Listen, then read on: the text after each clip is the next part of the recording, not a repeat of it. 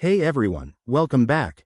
If you're trying to manage your finances with YNAB, that's you need a budget, and you're dealing with multiple currencies, you're in the right spot.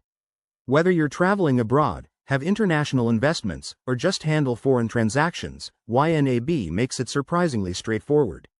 Let's dive in and break this down step by step.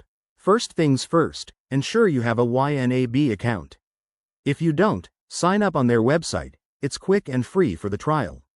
Once logged in, head to the Accounts section. This is where the magic starts. You can add new accounts and specify the currency for each one. For example, set up one for USD and another for EUR. YNAB supports dozens of currencies, so pick the right one for your needs. Next, link your bank accounts if possible. YNAB integrates with many banks, automatically importing transactions and applying the correct currency based on your account settings.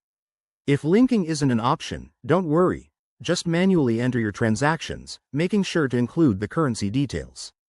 This keeps everything accurate. Now, let's talk about currency conversions.